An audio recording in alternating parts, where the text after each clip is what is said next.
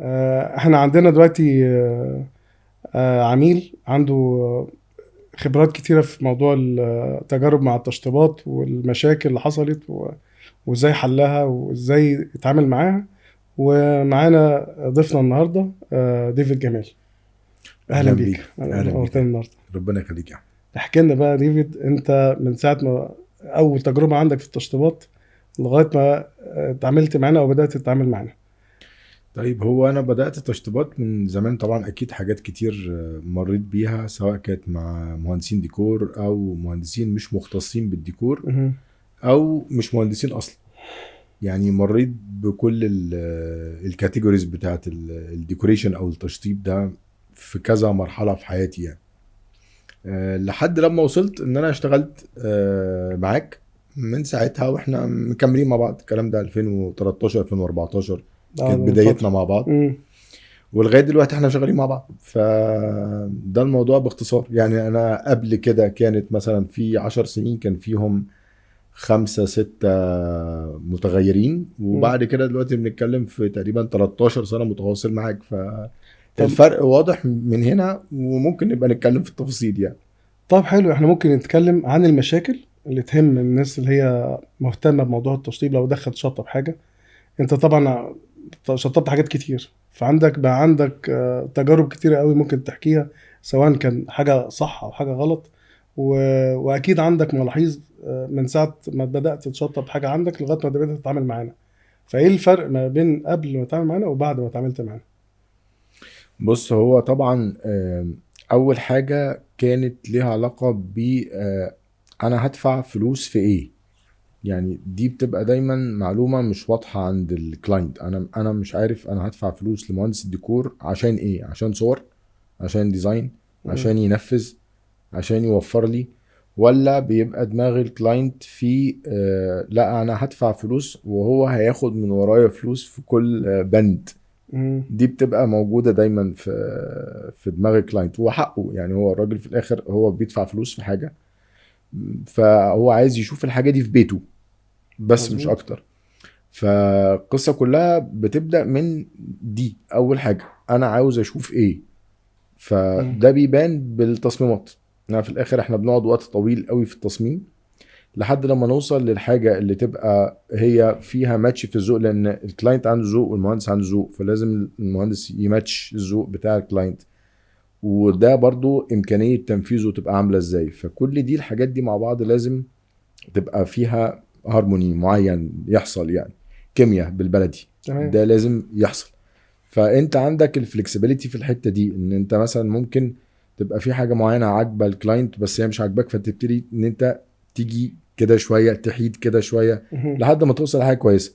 في الاخر انت مش تعمل حاجة تبقى انت متخيل ان هي هتعجب كلاينت، بس هي في الحقيقة انت عندك الفيجن ان هي مش هتبقى حلوة. مهم. فانت بتفضل طول الوقت توضح له ان لا، دي مش هتبقى كويسة، دي مع دي مش هيبقوا كويسين. دي نقطة مهمة. النقطة التانية اللي الكلاينت بيدور عليها برضو، انا هصرف فلوس في ديزاين ليه؟ ليه هعمل كده؟ دي مهمة جدا.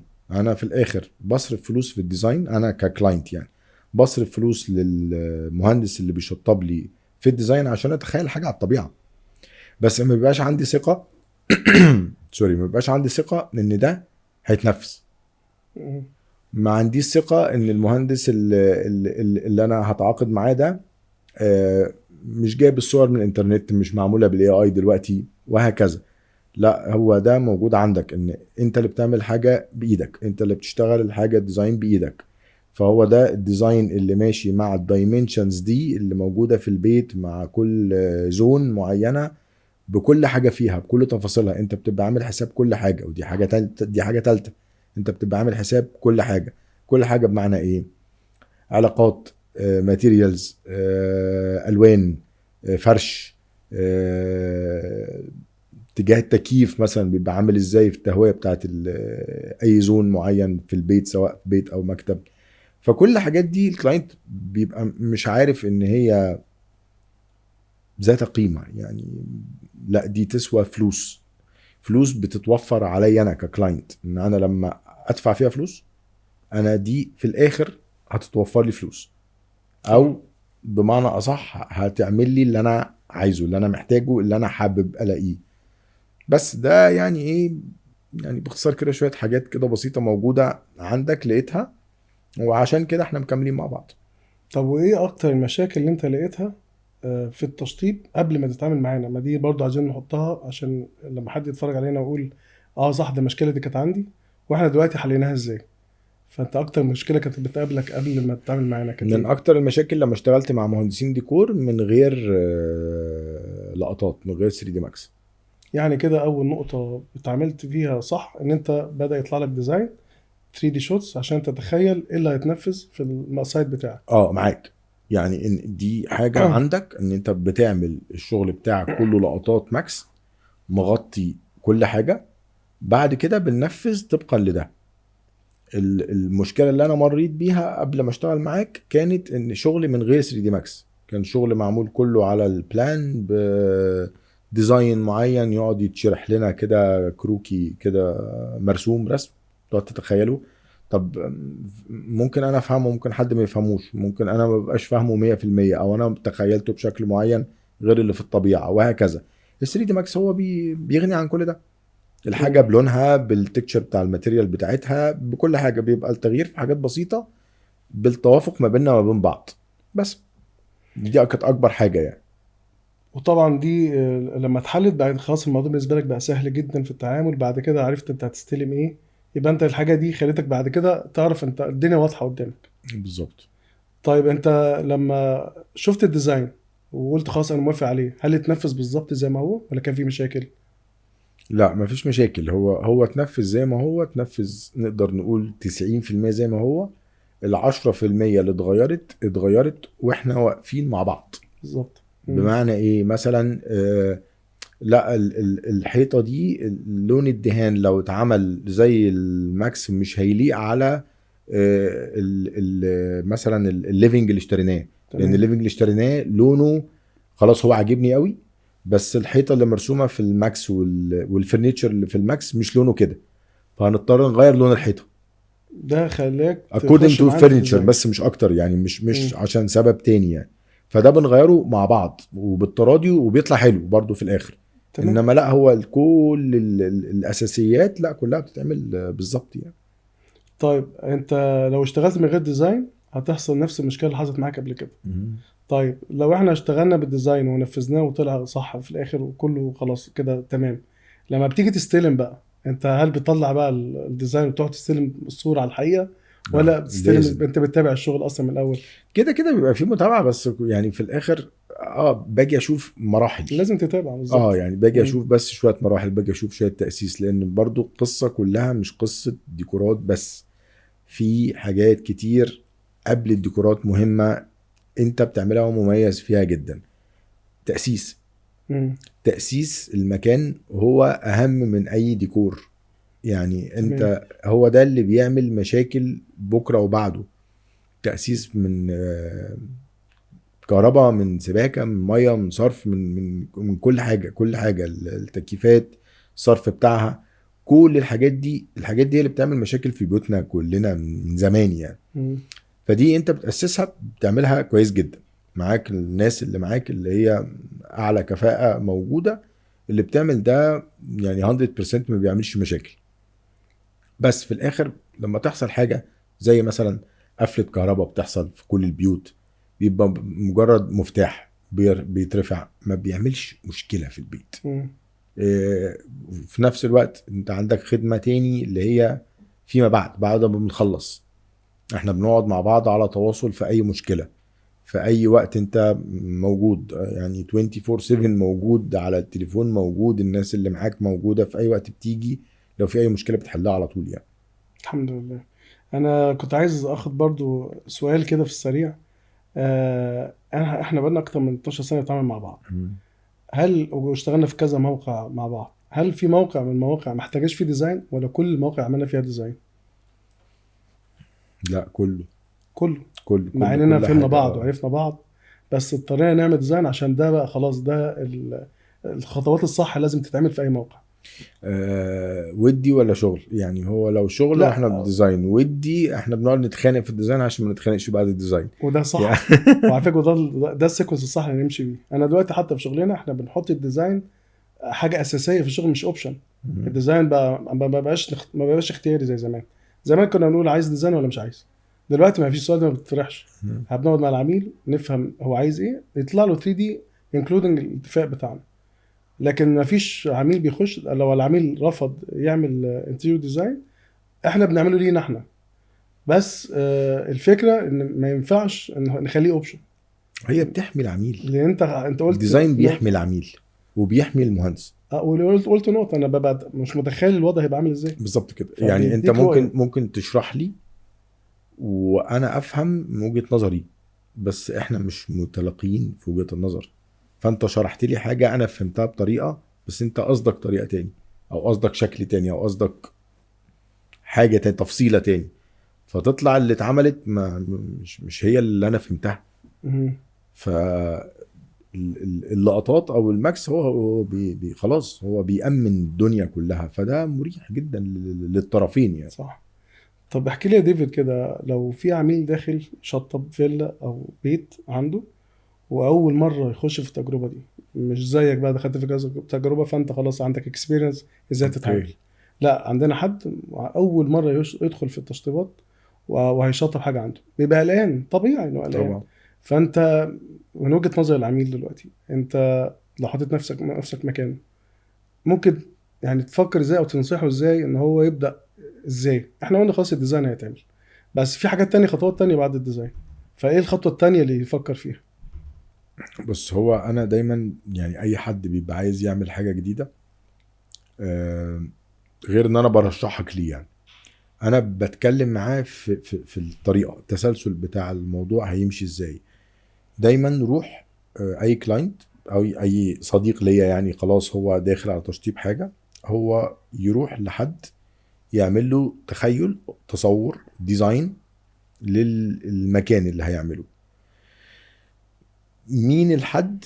هو بيشوف شغل، كل الناس بتشوف شغل الانترنت كله مبين كل حاجة، بس هي الفكرة كلها ايه الفرق بين احمد وبين ناس تانية موجودة على الانترنت؟ هي ما عندهاش سي في، هي ما عندهاش شغل فيزيكال موجود. مش هو الموضوع مش موضوع شوية صور، هو موضوع الصور دي اتنفذت بجد ولا لا، والصور دي اتنفذت بنسبة كام في المية، وهتعيش قد ايه، والافشنسي بتاع كل حاجة في البيت عاملة ازاي. هي الفكرة كلها في كده. فده كل ده مترجم بقيمة يعني، يتوفر للعميل. انا النهاردة لو هصرف 10 قروش في ديزاين معين عشان يمنع لي اي مشاكل، عشان يعمل الذوق اللي يعجبني، انا في الاخر انا بصرف فلوس عشان اعمل حاجة تعجبني، اعمل حاجة انبسط بيها. فلو الحاجة دي مش هتطلع زي ما انا عاوز، خلاص يبقى مش لازم، يبقى مش هرمي فلوس في الارض.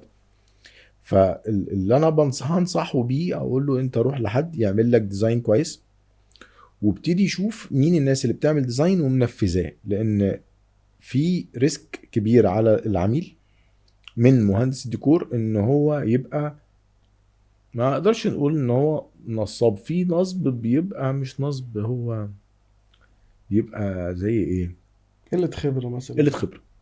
امم. يعني حد مثلا ما عملش حاجات بايده قوي، صح.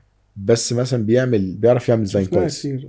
فبيعمل ديزاين كويس، فالعميل يعجبه ديزاين، فيجي ينفذه، هو معهوش الناس اللي تعمل ده، او كفاءتهم مش احسن حاجة، فبيطلع مش احسن حاجة. طب ليه الموضوع باظ؟ فهو في الاخر حصل مشكلة، حصل دروب، حصل شورتج مثلا في الفلوس او حاجة، سببها كل اللعبكة دي. فانا لما هنصح حد بحاجة هقول له هتروح لحد يكون هو بيعمل يشتغل لازم ب 3 دي ماكس، ويكون هو عامل شغل، تروح تشوف الشغل بنفسك. انا عامل مثلا 10 مشاريع، انا عايز اتفرج على 3 منهم، عايز اتفرج على 5 منهم، عايز اتفرج على الماكس، عايز اتفرج على الطبيعة، عايز اقعد مع صاحب اليونت بس. ده طبعا عشان يضمن ان هو اختار صح، ويضمن ان هو هيلاقي النتيجه اللي هو شافها في النموذج على الطبيعه. بالظبط. طب ليه دايما بقى بعض العملاء تلاقيه مثلا لما يجي وقت الدفع يفكر ان هو يوفر، فيوفر في المهندس اللي بيجي يشتغل؟ فانت تقول ايه على النقطه دي؟ وفر في الفرش. برضه ما انه ما توفرش في توفرش في المهندس. المهندس. اصل هو الموضوع بجد يعني آه. هو ببساطه شديده جدا، انت قاعد في بيتك، كلنا قاعدين في شغلنا اكتر ما قاعدين في بيوتنا، سواء مشطب شغل سواء مشطب بيت سواء وات ايفر، هو كل حاجه معرضه لمشاكل من اي نوع يعني. مطره ممكن تعمل مشاكل، صرف ممكن يعمل مشاكل، ميه تتقطع ممكن تعمل مشاكل، خلاط يبوظ ممكن يعمل مشاكل. كل الحاجات دي هي وارده بتحصل في بيوتنا كلها يعني. فالنهارده انا مين هرفع عليه سماعه التليفون في خلال وقت قصير قوي هيكون عندي حد يصلح لي المشكله؟ دي بفلوس، دي مش ببلاش. الوقت بفلوس، وان الحاجه تخلص بكفاءة عالية في وقت قصير ده بفلوس، ده مش ببلاش. لا انا مش هوفر في ده، لان ده انا هعرف قيمته بعدين. لان المهندس مش بس مسؤول عن رسومات ومش بس مسؤول عن تنفيذ، لا، انت كأحمد بتدخل معايا في كل تفصيلة. انت بتدخل معايا في شراء الفرش، انت بتدخل معايا في السجاد، انت بتدخل معايا في الإضاءة، انت بتدخل معايا في التكييفات، انت بتدخل معايا في كل شيء. فالنهارده لما باجي اقول لك انا عندي مشكله في الحاجه الفلانيه، انت مش بتقول لي لا مش بتاعتي، مش بتقول لي لا ما تخصنيش يعني. فلا احنا بنبقى في الاخر متعاونين بعد كده في اي مشكله تحصل عندي، مع ان هي خلاص انت بالنسبه لك ده مشروع وخلص لو احنا بنتكلم بيزنس يعني. الحقيقة. انما لا، هي انت العلاقه معاك ما بتبقاش كده. فدي حاجه برضو تزود اسهمك في الشغل وفي ترشيحاتي للناس يعني. ممتاز. انا بالنسبه للنقطه دي انا حبيت اطرحها لان في ناس كتير قوي ما بتهتمش بالكلام انت قلته ده خالص. وباصين قدام، يعني عارف، خطوه قدامهم، مش هقول تحت رجليهم، هقول خطوه قدامهم، عشان الناس برضو اللي داخلين يشطبوا كده بيسالوا كتير، بس ما بيهتموش بالنقطه دي. عشان انت خلاص دخلتها وجربتها كذا مره وعرفت اهميتها ايه، فانت خلاص، فانت عندك تجارب كتيره في التشطيبات، فانت قلت الكلام ده. لكن اي حد داخل لسه بيبدا فبيبص على المهندس الاول ويقعد يوفر فيه، يقول لك طب انا بلاش مهندس خالص. فبعد كده يعرف المشاكل اللي حصلت، يقول لك يا ريتني كنت اتعاملت مع مهندس يشيل لي كل المشاكل دي. انا دايما لما بحب اتكلم في النقطه دي، بتكلم في نقطه ان انت لازم تتعامل بالمنظومه الثلاثيه اللي انا قلتها قبل كده. ان انت عندك كلاينت لازم يبقى عنده مهندس والمقاول بينهم عشان ينفذ الكلام اللي اتفقوا عليه. بس طبعا احنا برضو كنا في حلقة قبل كده ان احنا لو المصلحة دخلت في واحد منهم باظت. لو العميل بيتمصلح على المهندس الموضوع باظ، او بيحب يوفر منه، والمهندس كذلك لو حب يستنصح ويوفر حاجة مثلا على حساب العميل الموضوع باظ. المقاول نفس الفكرة، لو حب يعمل حاجة من دماغه ما رجعش للمهندس او للعميل الموضوع خلاص باظ. فلازم المنظومة تشتغل صح، اللي هي العميل بيتعامل مع المهندس والمهندس يتعامل مع المقاول بدون خلل في التعامل، لان السيكوس لو مشي صح النتيجة هتطلع صح. فأكيد طبعا عندك الخبرة في التعامل بالطريقة دي، انت عندك كذا مشروع قد شطبناه مع بعض، فانت الاكسبيرينس دي تمام وبقت واضحة معاك. طيب احنا عايزين نعرف من خلال المنظومة الثلاثية اللي احنا بنتكلم عليها، ازاي بعد ما نحقق المنظومة دي نستلم من المهندس او نستلم الموقع بعد تشطيبه. فانت شايف انت استلمت ازاي، او تنصح بالاستلام يبقى ازاي للعميل لاول مرة يشطب؟ بص، مش هتكلم في حاجات فنية هندسية قوي، بس هي الفكرة كلها ان انت بتطابق بناخد اللقطات بقى. احنا طول ما احنا ماشيين معانا 3 دي ماكس، فاحنا خلاص فاهمين ان احنا رايحين في السكة دي في اللقطة دي في الزون ده، تمام. انت بتشتغلها كلها لحد الاخر، لحد الفينش الاخير، بتبقى خلاص هي كده انا استلمت الصورة مطابقة للواقع. او لو في حاجة بسيطة اتغيرت خلاص احنا اتفقنا عليها انها تتغير مع بعض. هي برضو الفكرة مش هنا، هي الفكرة برضو ايه اللي ورا ده بعد يعني. الاستلام، بعد الاستلام والتأسيس.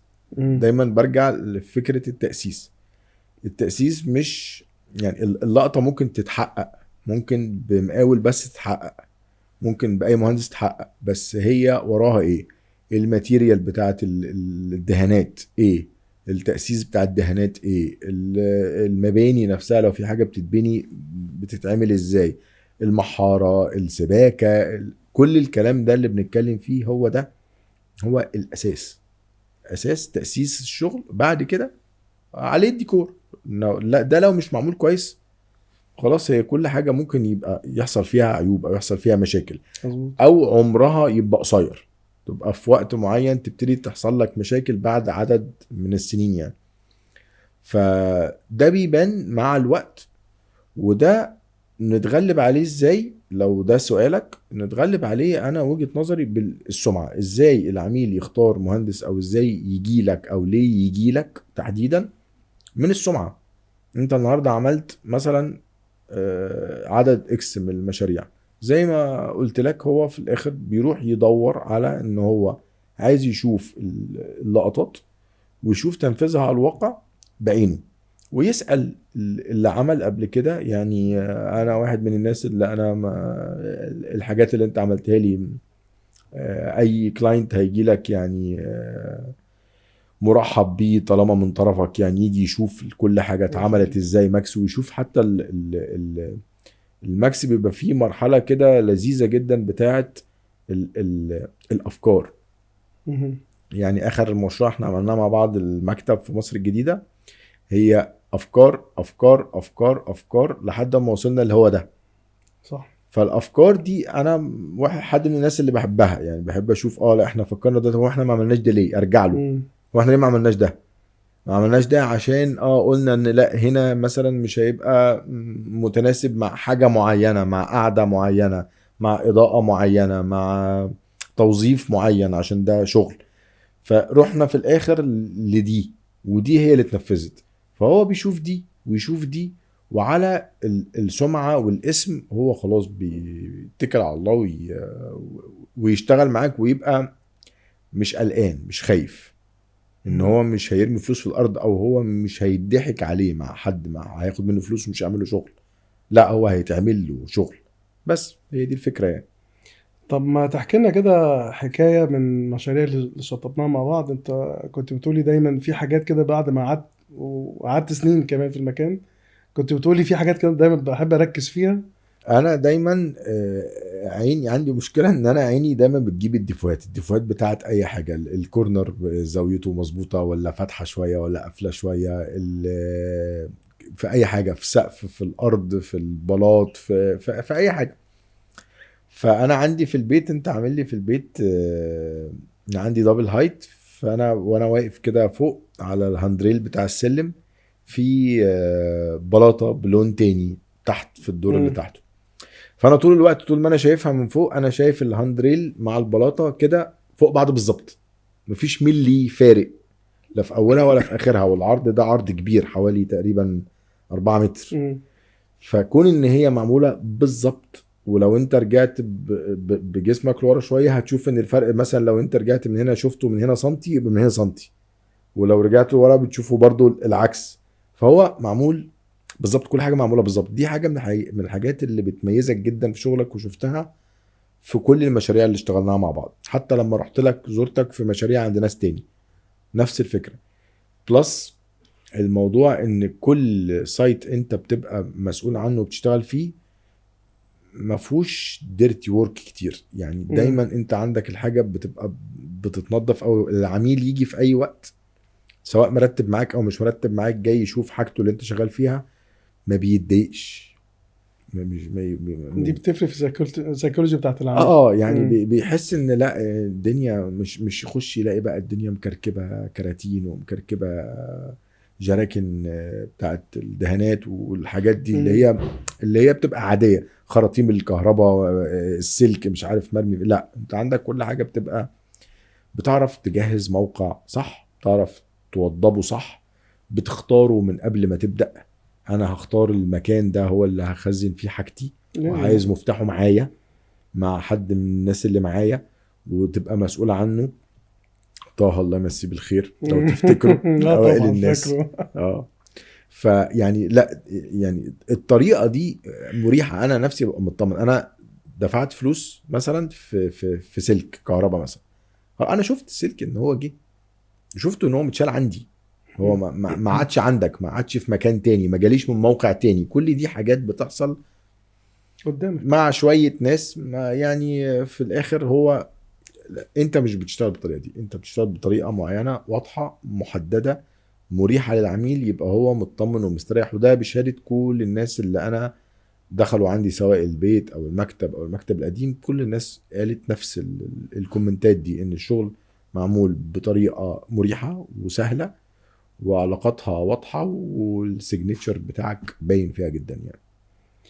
طب تقول ايه للكلاينت اللي بيخش في كل التفاصيل مع الباشمهندس اللي شغال معاه وبيبقى قايم بدور الاستشاري؟ فانا عارف ان الموضوع ده ساعات ممكن يخنق المهندس او يعمل مشكلة في الموقع، فعايزك تكلمي عن النقطة دي من وجهة نظر العميل. مش هي المفروض العلاقة بين المهندس ديكور والعميل بتبقى هي علاقة مفروض تكاملية، يعني هم المفروض طرفين عايزين يوصلوا مع بعض الحاجة. العميل دافع فلوس معينة للمهندس عشان يعمل له حاجة حلوة ترضيه، فيديله بس السبيس في تنظيمها، بس في ترتيبها. انما لا اعمل ده، لا ما عملتش ده ليه، لا ده المفروض يتعمل الاول، لا ده المفروض كان يتعمل قبل ده، معلش يعني.